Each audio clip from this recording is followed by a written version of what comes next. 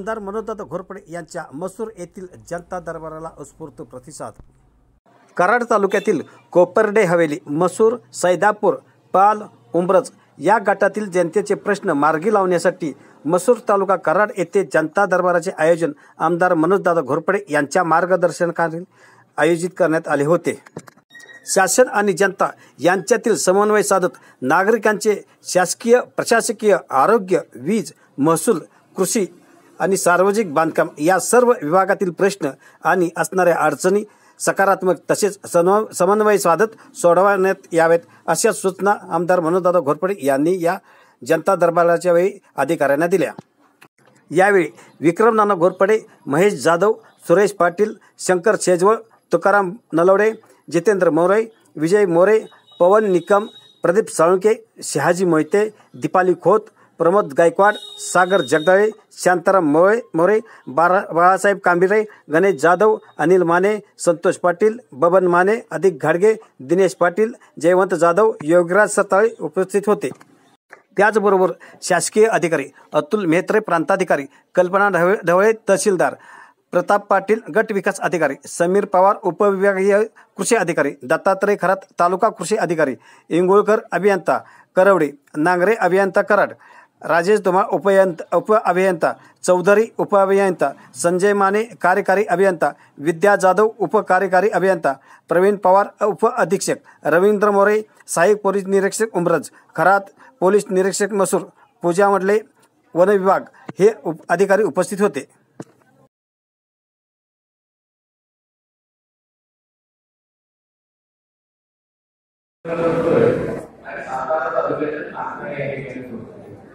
त्या माध्यमातून लोकांना सुद्धा होईल आणि 4 दिवस त्या ठिकाणी समजा 4-5 तास जातील, परंतु जास्तीत जास्त लोकांना या ठिकाणी प्रत्येक जनता दरबाराचा लाभ कशा पद्धतीने घेता येईल नियोजन या ठिकाणी व्यवस्थित केलं जातं।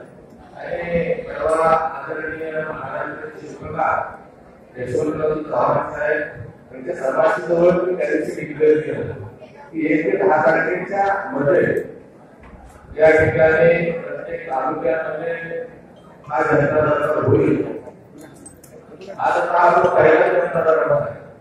खरं तर या माध्यमातून आज एक विषय ते आपली स्पॉट सोडवण्यासाठी असतील ते इथेच सोडवले जातील आणि ज्या विषयांसाठी काही कागदपत्र लागणार आहेत, त्याचे डॉक्युमेंट लागणार आहेत, ते जे विषय आहेत ते इथून ज्या त्या विभागामध्ये ठेवले जातील या ठिकाणी घडवले जाते आणि या सगळ्याचा विरोध पुढच्या जनता दरबाराला घेतला जाईल। म्हणजे असं होऊ नये की फक्त जनता दरबारासाठी तुमचा आधी आपल्याला या ठिकाणी रिझल्ट ओरिएंटेड काम करायचं आहे आणि त्या दृष्टिकोनातून आपण या ठिकाणी या उपक्रमाची सुरुवात करतोय।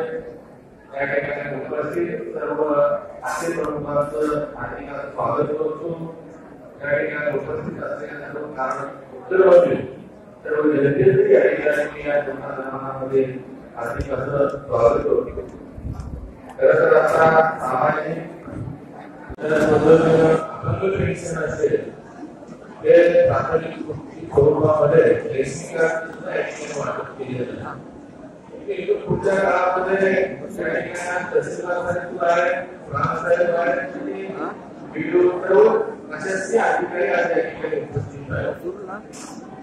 थोडंसं रेशनिंग कार्डच्या संबंधित बऱ्याचदा बघतो गावामध्ये गेल्यानंतर लोकांना तुमचा अन्न सुरक्षेचा लाभ होतो। खऱ्या अर्थानं गरज आहे की या ठिकाणी भौतिक त्यांचं आर्थिक स्रोत अतिशय कमी आहे।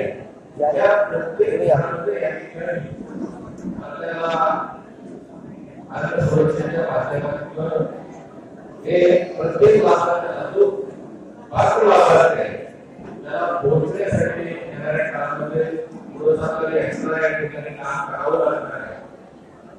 त्यामुळे या ठिकाणी गरज वाटते तर दोघांमध्ये तरी कॅम्प आपण रेशनिंग कार्डच्या संदर्भात लावू।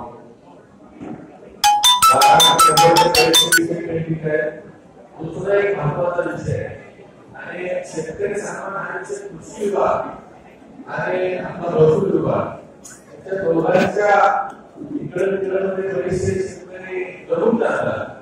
तर त्यासाठी तुम्हाला आपल्याला रेशनिंग कार्ड आणि शेतकरी सामानाची काही ठराविक गावामध्ये कॅम्प त्या ठिकाणी येणाऱ्या 2 महिन्यामध्ये एकही त्या ठिकाणी लाभार्थी शिल्लक राहता कामा नये.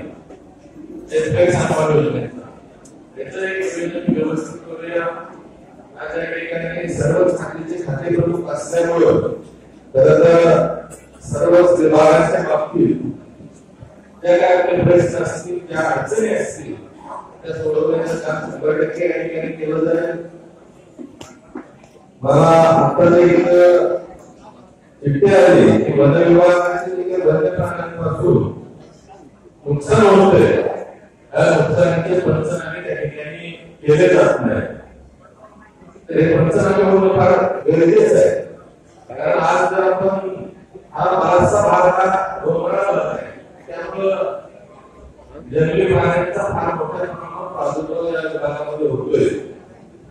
तर थोडस वन विभागाच्या अधिकाऱ्यांना सांगायचंय, थोडस त्यामध्ये सुद्धा अतिशय चांगल्या पद्धतीने आपण लोकांना दिलासा देण्याचं काम करणं गरजेचं आहे.